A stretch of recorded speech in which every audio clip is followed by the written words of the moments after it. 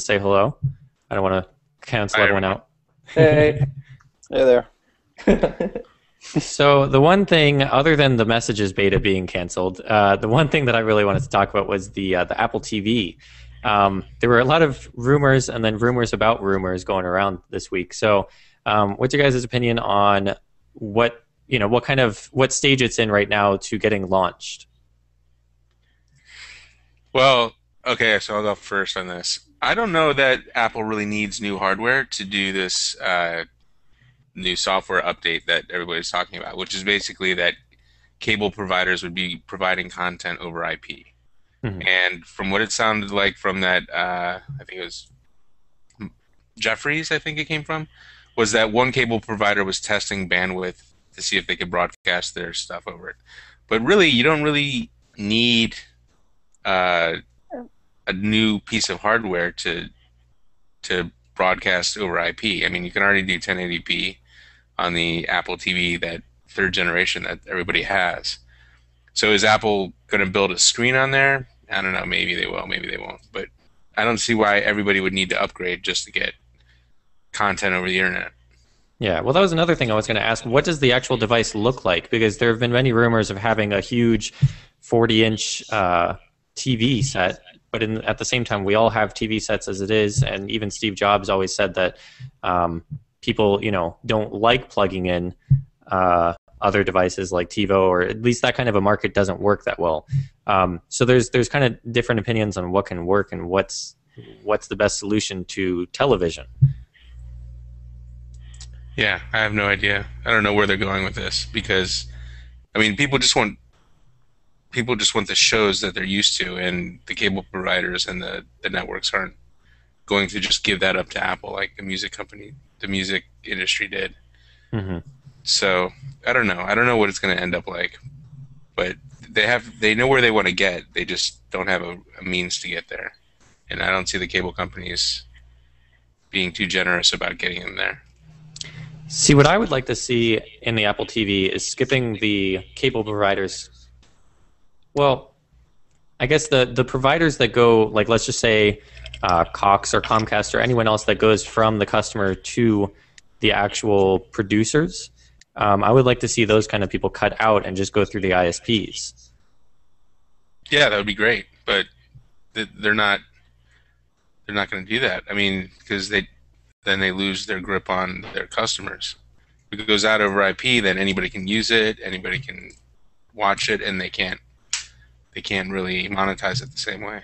Yeah, but what's to stop the studios of making deals directly with Apple? Well, if they make a deal with Apple, then the cable companies are going to be like, "Well, screw you. I don't want. We're not going to make some sort of deal with you if you're also making a side deal with Apple." Yeah. So, I mean, I think that's where we stand right now, and I don't know who's going to break the impasse. Yeah, it does seem like we're kind of just in a gridlock in terms of um, all the providers and the studios kind of trying to figure out how they want to get onto the internet. Yeah. So, Mark, when do you see the Apple TV getting to the market? I mean, it depends on your definition of the Apple TV. Like, I kind of agree with Seth, where as in like the actual 40-inch, 50-inch, 60-inch set, it doesn't really make that much sense to me with Apple as the consumer electronic company.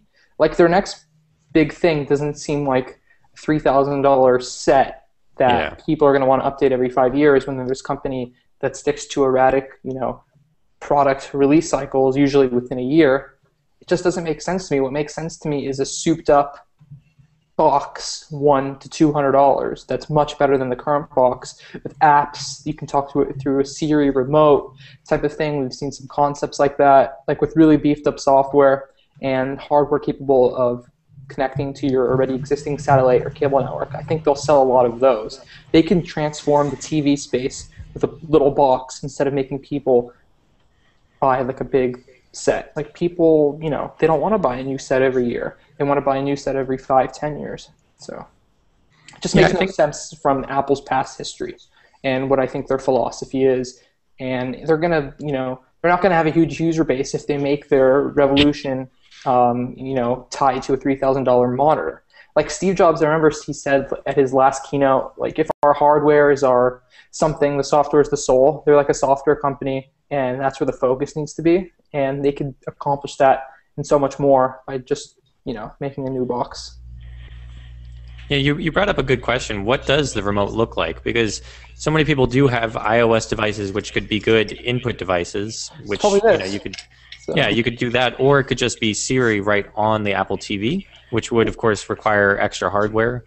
Right. Or you could have like there was this concept of like a little wristwatch or whatever that you press the Siri button and talk to it. That would be cool. Or like they could put a microphone in the remote. I don't think it would be intuitive to scream across the room. Like I remember there was it in The Office or whatever? They made a parody after. Well, I know that the Xbox has that. Yeah, it's kind of weird. So. I think it'd be more intuitive if they put it like on a wrist accessory through an iPhone, or just put a microphone in the aluminum remote and send it over Bluetooth or whatnot. Mm-hmm. So. I think the parody you're referring to was on 30 Rock, right? Oh, 30 Rock. Alec Baldwin. Yeah, that was pretty funny. Yeah. Yeah, I think any input will definitely be different than, or hopefully it'll be different than just a regular input device right now. How's it going? So we're talking about Apple TV, Elise. I don't know if you have any kind of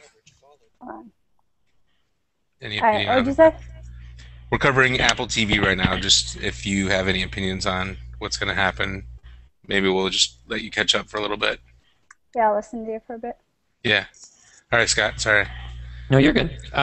So we were talking about the remote and what that's going to look like. So, I think it would be interesting if Apple TV had Siri, where you could just say, "I'm in the mood for a scary movie," and then a scary movie either pops up, or you have the opportunity to purchase a movie. So, in that case, also you have to think about Apple still sells videos through the iTunes store. So, are they going to stop doing that, or are they going to have that in addition to live TV, or how is it going to work if there's a DVR function? Like, there's so many different variables or options that Apple can add to this kind of a device. Yeah, I think Apple would definitely keep their iTunes movie and video library. I mean, that's a perfect revenue stream for them, unless the cable companies, as part of the deal, say that you can't do that. But I don't think Apple would give that up. I mean, if anything, they can just say, "Hey, look, we're not going to wait for the cable companies anymore. We have all this content, and you can buy it directly from Siri using your iPhone or mini iPad or whatever." I think the mini iPad is actually kind of a perfect size for a remote for a TV. Definitely. Google Fiber has it where their Nexus tablet is used as a remote for all of the TVs. Right. And there's a what's his name? There's a guy who's like kind of a Google guy, investor out of New York, who wired his whole house up with Nexus 7s, and he said it was like the perfect size for the TV room. It's not too big like a tablet where you need two hands, but at the same time, it's big enough that you can just use it as a display. Samsung actually, with their latest Galaxy tabs, has Peel. No, not Peel. What's it called? It's an infrared service. Basically, you use it to control your like a remote. So it's like a Logitech Harmony or something. And that's another way Apple could kind of get in there, but I don't see that happening. My personal view of it is that the tablet is actually going to be the brains, and the Apple TV is just going to be a dumb terminal, like that Chinese product that went around today. It's just basically Apple TV Sling box where you have however many iOS devices in your house. You fire up a video from ABC or whatever app, and you sling it over to your TV. Or your So kind of like AirPlay on steroids type of thing? Yeah, it actually does have the AirPlay. Yeah, but not even on steroids. I mean, you can do a lot of that now if Apple opens up AirPlay. But if they put like a bigger focus on it, like it seems like, I remember Phil Schiller said at one of the keynotes, he's like, the best secret feature, like he specifically said secret feature, the 4S keynote is AirPlay or whatever. They announced AirPlay mirroring from the iPhone 4S. So I kind of see what you're saying. Like AirPlay is so much right now, but if they really marketed it more and they really put like a push on it more in the Apple TV operating system, it would be, a much bigger deal. Yeah. Well, most Right, AirPlay devices right now are really expensive, and I think that's been the biggest thing, especially for stereo sets. But isn't the Apple TV right now is pretty much already a dummy terminal? I mean, it has 8 gigabytes of onboard storage just used as memory, but it doesn't really have much brains on it. And I don't really think that the tablet will become the focus, because with the last keynotes we've learned that the digital hub of everyone's life is no longer a device, it's more of just the cloud. And all of our devices are just places to access that cloud. So I think that a tablet or some sort of a device would make it so that we can actually access or control the Apple TV, but I don't think we're going to be bringing content back to ourselves anymore. Does that make sense? Yeah, I mean, it's interesting. It will be interesting to see what the best use case is. Like, do I want to interact? Do I want my inputs to go to the TV, or do I want my inputs to go to what's in my hand, which will then go to my TV? Mm-hmm. And like, what's the best? Because there's some lag time between like when you start an AirPlay video and when it's actually on the TV. Like, is that going to be acceptable? Is that the best way to do it, or just talking at your TV like a Microsoft product, waving your hands around like a Kinect thing? Is that going to be the best way to do it? Yeah. Well, I think there's a delay even if you go on the Apple TV and you say, okay, just download this movie. So then there's a delay just for that to start. So whether or not you push it from your device to the Apple TV or you take it from the cloud and push it to the Apple TV, there's still some sort of a delay, whether it's local or it's due to the internet. But I think when it comes to a remote having a delay when you're trying to just press the play button, I'm trying to think when, like I haven't used my iPhone as a remote for my Apple TV in a long time. Does it have that much of a delay when you tell it to just press the play button? No, it works really, really well. I use it all the time. Yeah, so that kind of stuff, I feel like it could work really well as a remote, and then anything else could just pull from the internet. Especially with our buddy Eddie Q at the helms.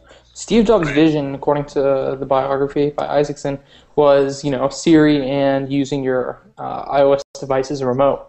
Mm-hmm. So I mean, I really think you could just talk to Siri to your TV through your remote, and I think it could just work really well if they fix some of the speech recognition issues that they're solving right now. But, so there's two issues. One is content, and one is the usability. Right. And Apple's had a long time to deal with the usability, and I'm kind of surprised that we're kind of at where we are now with the Apple TV. And would they wait to bring all the new usability stuff with the Siri and the Apple TV on steroids stuff? Would they wait until there's more content, or are they working on both in parallel, or is this thing on the shelf? Or what's going on? I mean, what it sounds like the conflicting rumors have been, well, basically it started off as Apple was trying to cut the deals to build their own TV replacement. Like when you think of the TV, you have your dish network box, your satellite box, your cable box, and you have all your channels. And so the original goal was to revamp the whole concept of what a TV is in terms of content accessibility. And I think that failed working directly with the content makers, from what we've seen in the various reports. And I think their backup plan, which seems like they're trying to produce, is they're trying to take the existing content from the dish cable box and DirecTV and whatever, and link that in to a new piece of Apple TV hardware that presents Apple's own interface on top of the content pulled from the existing network providers. Right. Well, that's kind of what Google tried to do. Well, that's what Apple's trying to do. Yeah. I mean, you hook your cable box into the Google TV, and when you search for something, it searches because you tell the Google TV where you are, what cable company you're on. So it goes and searches, like when you search for Superman, it looks at all your channels to see if Superman's playing there at any time in the next 2 weeks or whatever. Right, and that seems like a pretty good solution. Like instead of dealing with the cable networks and building your own network infrastructure, all they're doing is taking the existing ones, keeping them in business, and revamping that. So it's the same effect for the users, but in a sense it will be more economical from the users. Like if Apple comes out with their TV solution, people are not just going to give up their cable box and their satellite box. That's going to take a lot of time. In this way, they keep exactly what they have now, they get a new Apple box, and they get the experience that Apple wants to give to the users. The only loss here is that Apple doesn't get to create the network TV infrastructure backend that they've been wanting to create. But in the end, it's better for the user, it's better for the cable companies, it's better for the content makers. I think we kind of touched upon this a little bit, but Isaacson's biography came out over a year ago now. And that was when we kind of found out how the Apple TV is going to work, or the vision for the Apple TV. And it's still a year later now, and we still don't see any device beyond a hobby. So what is it really that's holding things back? Is it because the cable providers are kind of in a gridlock, or is it that we're trying to figure out how to interact with the device? There's a lot of questions right now, but what is the main question that you guys kind of feel is holding back everything?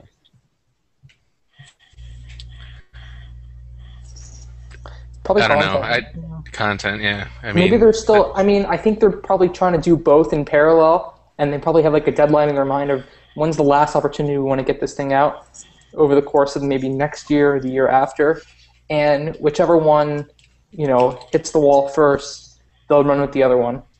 So like they have two very good possibilities. They can build their own network, or they can take existing networks and plug it in to a new Apple TV set-top box.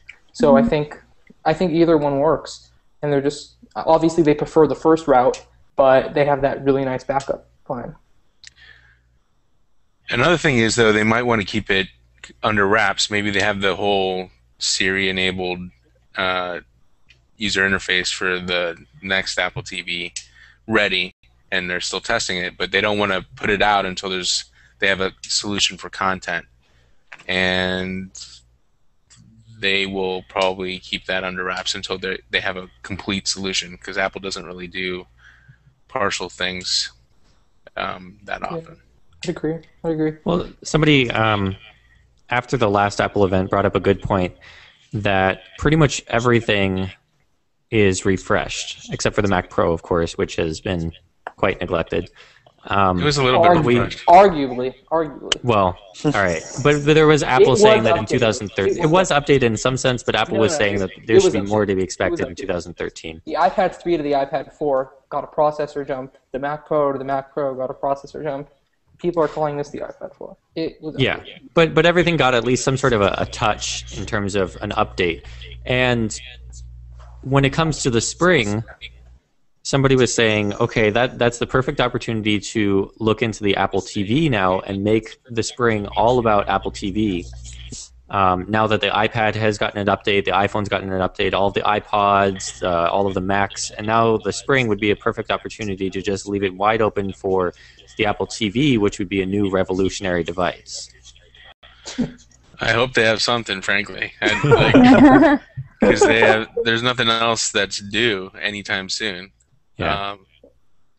What really makes me think that they do have something like a new product category is this last October rush. Like, we got a little more to show you. We're going to get everything out there, so we have something very clear first half 2013. Like, specifically with the iMacs, there was no reason to announce the iMacs in October. They're not going to be ready. They're not going to be ready until early next year. There's a reason they don't want to take any limelight away from whatever they got planned. Yeah, there was a lot of people when is it actually confirmed that it'll be 2013? But I mean, Apple's website still shows November and December, doesn't it? Yeah, but December is technically 2013. You know how Apple's release dates work. Like, if it's late, I remember like at whatever the All Things D conference was, where they were talking about when the first iPhone was going to be released. Steve Jobs is like, yeah, it's coming in June, and Mossberg was like, so does that mean last day of June? And Jobs laughed and said, yeah. Yeah. So, and it was like the last day in June. So, they really go down to the wire. Yeah. Well, is it a big deal that Apple's going to miss out the desktop market for the holiday season? Seth had a good answer for that the other day. We were looking at the stats, and I think it's 3% of Apple's revenues come from desktop computers. That's iMacs, Mac Minis, and Pros. Mm-hmm. So obviously the biggest revenue generator is the iMacs of that 3%, but it's not that big a deal when you think about, well, iPhone's almost 50% of the revenue. Another 20% is iPads. And you got iPods and iTunes Music and the App Store. So there's a lot of other revenue sources. That being said, it would really be nice to have some iMacs for Christmas. Yeah. Yeah, I mean, especially with Windows 8 and a lot of people debating if they're going to upgrade or if they're going to move over to the Mac, which we saw some stats about that this week. It would be interesting to see if people that were considering the iMac, now that it's not going to be available until who knows when, if they're just going to get a desktop or if they're just going to stick with Windows or if they're going to wait it out. Theoretically, the iMac should be out within 14 days, according to Apple. So. Right, the first one. But that's according to Apple, which doesn't typically mean much. Yeah, well, we had October 30th, was it, that they changed iTunes from coming in October to coming in November? They're already 16 days off from late October. Yeah. Yeah, but one thing I noticed was the iPad Mini. It came out they started coming yesterday. And they said mid-November. Now November 15th is mid-November. I've never seen anything like that in my life in terms of an Apple release. Yeah, well, it was weird because the iPad Mini launch, in my opinion, was pretty quiet. Yeah. Even though it seems like it is doing well, I've heard of lots of people purchasing it and getting it, like the LTE device and all that fun stuff. And I got one myself, but I haven't seen another one at school. I haven't seen another one out and about. There hasn't been too much hoopla about the actual launches. And of course, it's one of those things where everyone was kind of figuring out, is it a new category of devices? Which I know Mark and I we've talked about that a lot. But is it that the iPad Mini should have gotten more of a fanfare, and that Apple should be kind of worried that it didn't get a big fanfare? I'll jump in. I think it's kind of out of phase that the iPad Mini came now. People bought their iPads in March and April and May. So maybe they're not ready to buy an iPad Mini right now.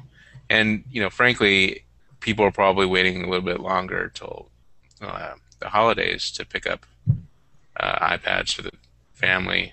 And, as far as the fourth generation iPad is concerned, I don't think many people were expecting a full new one. I mean, I know we knew a few weeks beforehand, but, that was kind of out of the blue that Apple upgraded their iPad after 6 months.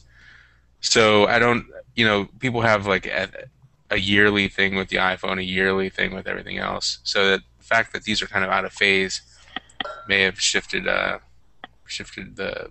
buying patterns, I guess.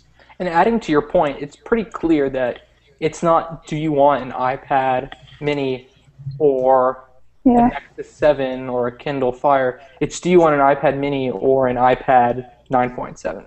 So I guess that adds to the update cycles. Yeah, it's still pretty expensive. Like when I was looking at it, because I'm just gonna get it for Christmas. I just had my parents get it for me.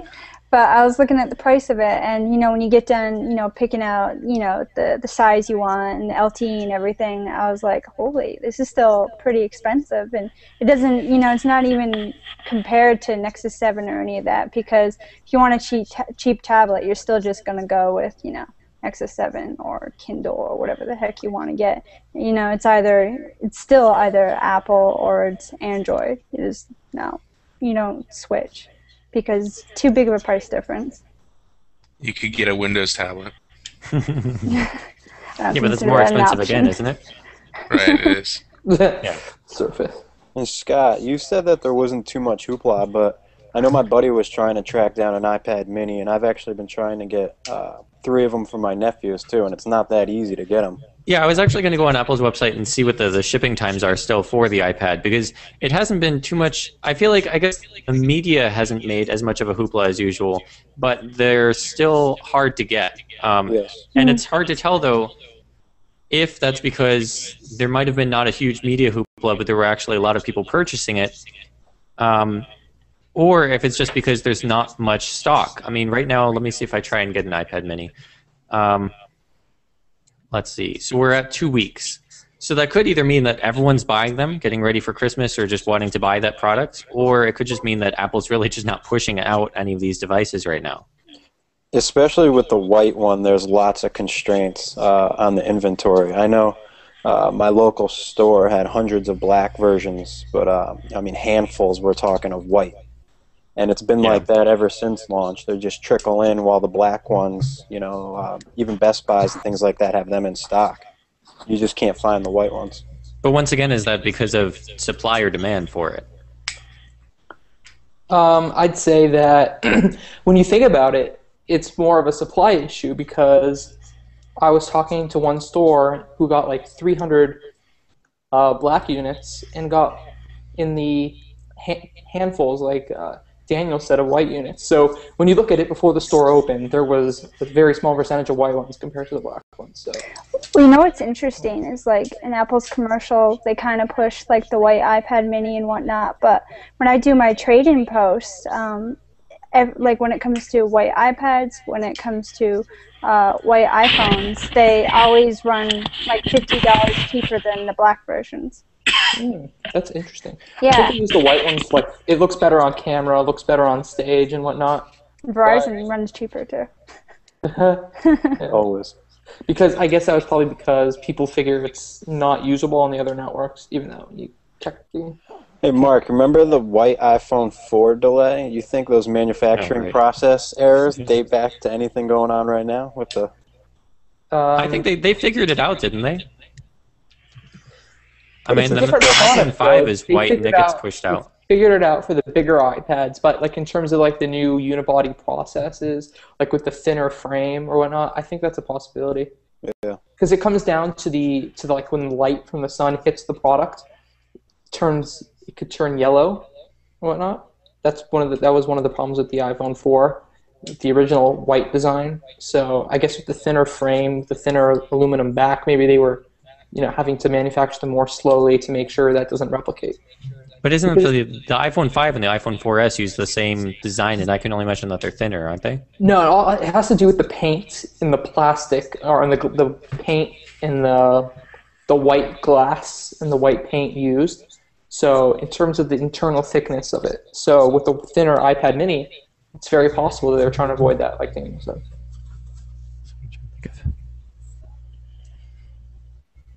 What is that?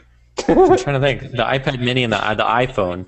Because I feel like the iPhone 5, which one is thinner? I can't even remember now. I mean, we're not talking about overall thinness. We're talking about the thinness of the white glass frame on the top. So you think that the iPad minis is smaller? Eye fix your eye. Yeah. Also we do polls every once in a while on it, if you're getting a white one or a black one, and every single time it's like 2/3 are getting black, 1/3 are getting white. That sounds right. And one of the reasons I think is because the black background when you're watching a video sets it better. That's why Apple displays all have black outer rims, but white. I prefer the black. Yeah. For So everything. Okay. I'm not going to make any jokes about that. And yet you just did. And yeah, you did. All right. So another thing I wanted to talk about was the stock price. I know, Seth, it's not the biggest what you love to talk about, because I was just watching your hang up from a couple weeks ago where you didn't want to talk about the stock price or the earnings.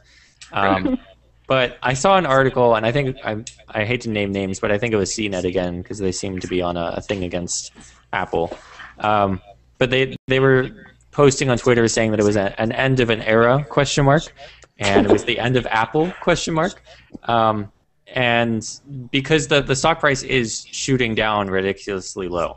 Of course, the argument against that is that there's kind of $110 billion sitting in the bank account. But what's going on with the stock price? I guess what's the main of factors? What's happening there? Well, so my take is that there's been, with the Forstall and Browett departure, there's uncertainty there.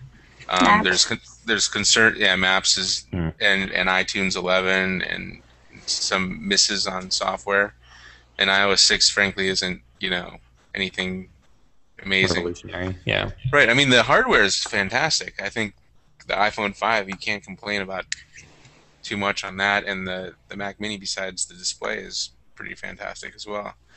So the hardware is delivering. Software is questionable, but I think people are worried about the next big thing.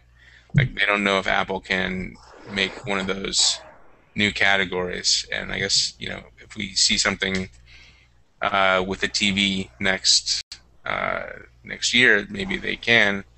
But I don't think there's confidence there.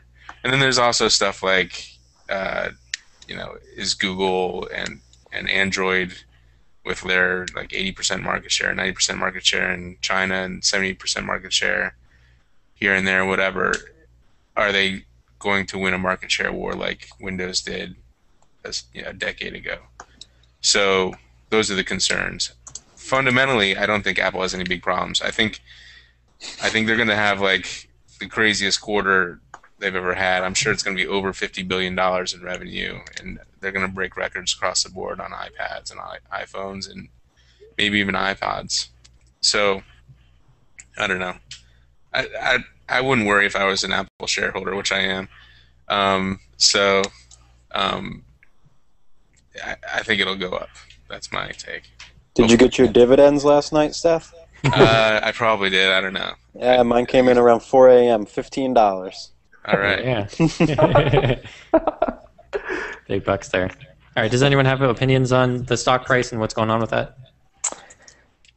I know, been looking at the price point of Apple stock I've been following for over 5 years or whatever, and this has happened before. They've gone way up and way down and way up again.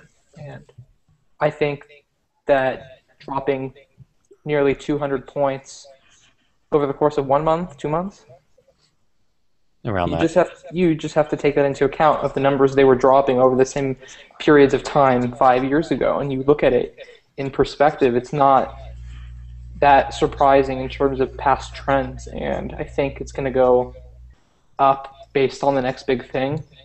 And if they don't have the next big thing, maybe they have a problem. But I think this next quarter should, bring back investor security or whatnot. They're predicting 52 billion, and those are usually like worst case scenarios. So, yeah, it wouldn't surprise me if they have a $60 billion quarter. Yeah. But Mark, I remember Go ahead. Sorry. Is the problem we're running into now where people are expecting the next best thing, but everybody's predicting it. So when things actually come out, there's people aren't excited anymore because we're obsessing over it all the time, and nothing is unexpected anymore. Right. Is that the problem? I think so. I think in terms of, it's not really the rumors that cause this, like the rumors you'll read on some Apple and technology news related sites, but I think it's the customer and the user's genuine want for the next big thing and their own inherent speculation. Like, I think the speculation on a user's part does more harm than the rumors, in terms of the concern that you brought up. So I think over the next few months or in the months leading into whatever they have announced, the expectations will slowly and steadily be set until we have a clear picture of the next big thing. So I think that concern will get smaller and smaller as we get closer and closer to the announcement. Yeah, I remember the time when there was one of those fake Steve Jobs death rumors. I think it was when they accidentally pushed out the obituary for him. Yeah, No, Bloomberg did that. Or they did that too, but then someone went on iReport and said Jobs had a heart attack, and that was worse than the Bloomberg one, I think. Right. Yeah, and that brought it down to, wasn't it $80 or so? It was $80 only a few years ago, yeah. Yeah, and I remember when it was, everyone was freaking out about the stock, and I definitely should have purchased it then, because can you imagine the returns nowadays? But it's just weird to see these huge ups and downs for what's the most, I don't know, the one with the biggest market cap. It kind of, is it a telltale sign of how the stock market is overall, or is it just Apple? It doesn't worry me. I think there's just too much pessimism against Apple right now, between a lot of things Seth was saying. with maps and the executive shifts, and then people just wanting something new all the time, and then each product event, they're updating their products, but they're not coming out with anything that's mind-blowing. And I think for the average consumer, it's just disappointing them. And then I think investors are picking up on that, and analysts, and then we have all these reports saying Apple's going to fail, and then I think all that just affects the stock. But I think all it takes is one good event again for Apple, one good product launch, and then you'll just see it go right back up. Yeah, I mean, what did iOS 6 really bring us? Apple Maps. They got rid of Ping. Yeah, well, was that part of iOS 6 though? Yeah, that probably helped. Nobody knew. The only good feature. Yeah. And what else did we get? Facebook. See, the thing that I'm really disappointed about is Siri. Apple took a whole entire year to develop Siri or new Siri features, and what did they add? Sports scores and movie theaters. Okay? Wonderful. 6.1. That took them a year to develop. And meanwhile, Google came out with all of their crazy search features, the voice, all the other crazy things you can do with that Google application now. And that took them, obviously there's a lot of research behind it and a lot of development that goes into using that kind of a feature, but a whole entire year just to add sports scores and movie reservations. They added a lot, like social integration, improved maps integration. You can open applications. Yeah, opening apps. There's some other cool stuff too. Better notification. Right. Organizing your email, like you're able to send email now. VIP. Yeah, I'm talking about just in Siri. Yeah. But yeah, there's tons of little stuff everywhere. Kind of cleaned up some of the interfaces. I think if you take out Maps, which, come on, probably you should take out Maps when you're talking about what the new features are. I think it's more of a sort of like a 4.5 update. Like, it's not that big of an update. When you looked at iOS, the history of iOS, they started off with this new platform. iOS 2 was about apps. iOS 3, which took them 2 years, 2 generations of the phone to put, basically brought back all the functions that have existed in smartphones for years that didn't come when the iPhone first shipped. iOS 4 added multitasking, which was important. And then iOS 5 basically added all the cloud stuff and leveled them out, and they were now on an even playing field in terms of what other features competing smartphones offer. So I think after iOS 5, the goal was to start adding new, fresh stuff and coming up with new software that hasn't been on a phone before. It's sort of starting over again how they had iOS 1. That was completely revolutionary. So I think that's going to take them a few years to get their new, real innovations, revolutions out there. And I think iOS 6 was the start of that. And basically, their first year of starting fresh, according to my analogy and theory, was maps, improvements overall that weren't necessary for taking the OS to the next level. So I think over the next 2, 3, 4 years, we'll start thinking and being amazed like we were 5 years ago. I think that's the same thing we saw in the Mac operating system between Lion and Mountain Lion. I agree. Lion was very new and fresh, and they were introducing new ideas, and not all of them were, implemented as well as we'd hope. But now Mountain Lion, lots of that has been smoothed out, and it's great. Right. Yeah, I agree. It's a good OS. That's a good analogy. Also, Leopard and Snow Leopard was kind of the same deal. Yeah. And I think over the next few months, we'll start hearing about, what else is coming next in terms of OS 10. Maybe on Monday. There's been those rumors about the beta testers or the Apple employees using the next version. Yeah. 10.9. I mean, I guess we can talk about it really quick of what kind of features we could expect in 10.9. No, what do you think we could expect? Let's talk about something else. Well, hold on. I mean, we know that Apple's they're kind of merging iOS and the Mac OS. So what do we expect from 10.9? Probably some iOS features, right? To bring maps. I would love to see maps on Mac OS 9 or OS 10.9. I would love to see Hopefully it's iBooks. not mandatory. I would love to see iBooks, which obviously shouldn't really require an operating system. Right. How does Apple not have iBooks on the Mac? That's crazy. I know. That annoys me. Like, because I've been downloading a lot of iBooks lately for school, or a lot of books online for school, and I can't open them up on my computer, like even when I get them on iTunes. So it's annoying. I have to study like with my iPad and my iPhone when I'm sitting at my computer. It's really annoying. Yeah, I think the vision is for it to be more of like a book, where the iPad is more, it feels like a book, so it opens books, and the MacBook, excuse the book from that part, is more of like an actual computer, and so that's why it doesn't have iBooks, because it's more of like a computer rather than a book-looking device, which is a terrible justification of what's going on, but that could be the random vision that's going on. Because like when you're in school and you need to like use a textbook, you got to have it open up on your computer, especially if you downloaded it, and you're doing this, you're doing that, and it's annoying when I can't do that. It's on my iPad, and I've got to like just keep referring back and forth. Yeah.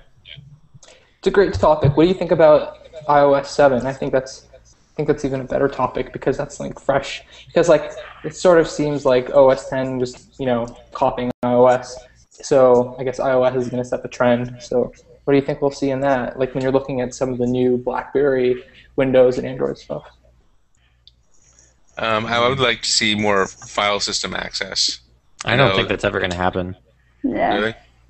I think Steve's vision was to make it so that you never knew what a file system was. Right, but if you want to upload something to a web page, for instance, like if you wanted to upload a image to a WordPress, it would, even a rudimentary kind of thing like that.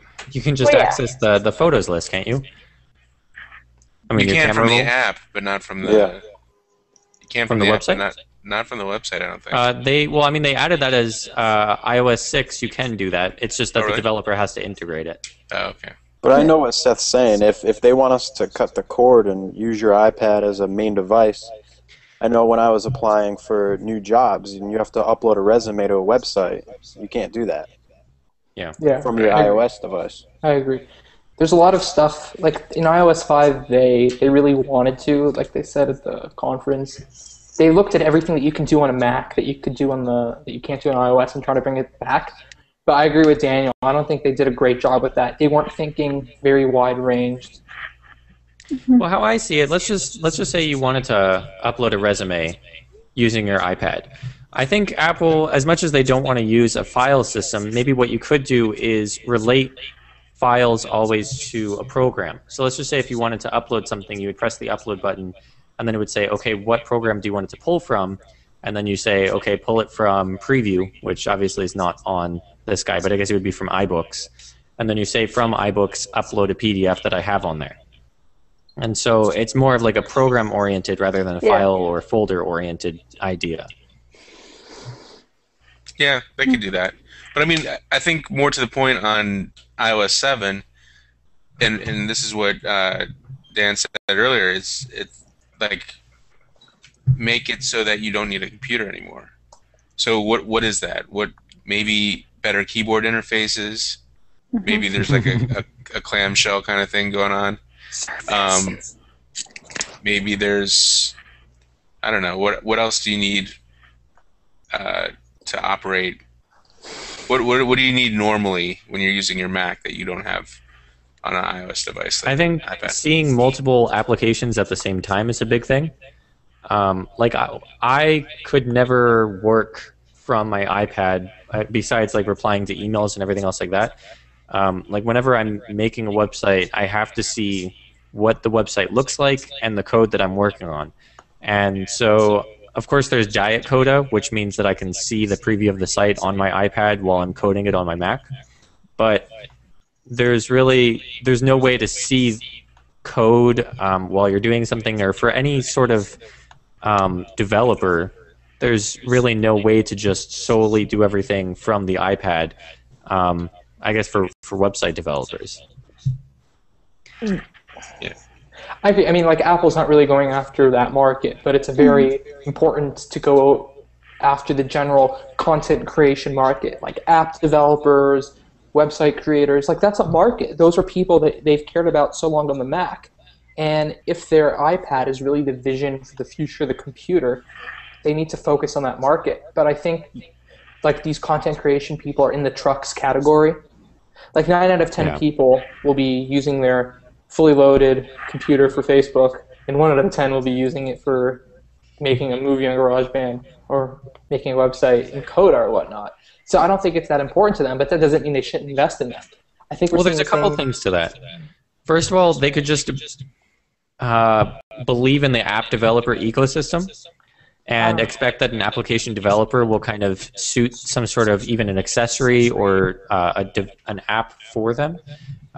Or they could just make it so that the Mac will forever be the device where you're actually creating stuff for iPad users. Because I don't really know if we'll have a time. I guess it's inevitable, but I don't really see the time right now when the Mac will be gone. I guess the main thing that could happen is that the Mac could accept touch inputs, then it's more of a merge. But even that is kind of far out right now.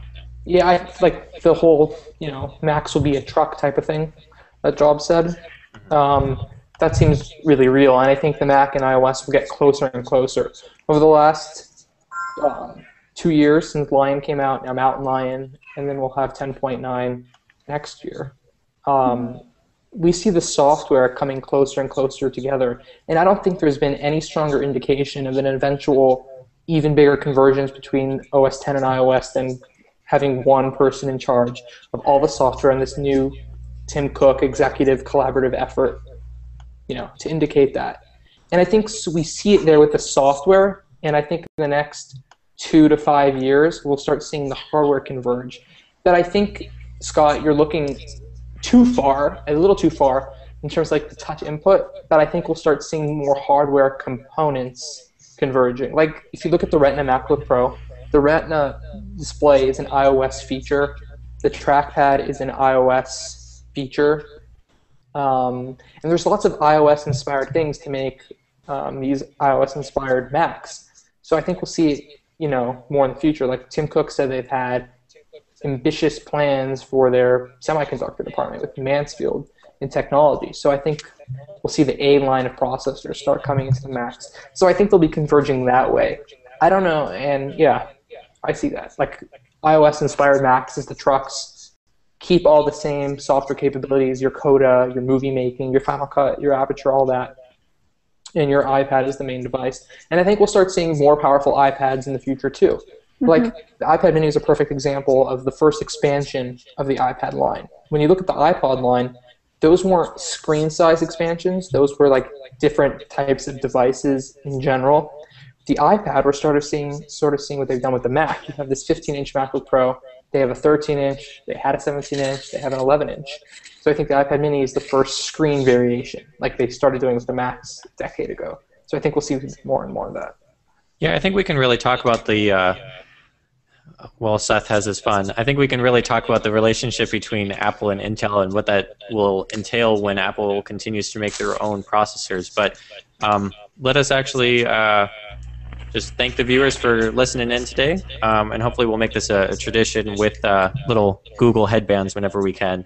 So thank you, everyone, for joining us. Thank you, Seth. Thank you, Mark. Thank you. We're done already? Yeah, I'm sorry. I got to go, unless you want to stick around. Mark, we can have our private session if you want. Oh, all right. Wow. Well, with that, All right, guys. thank you much. Thanks, guys.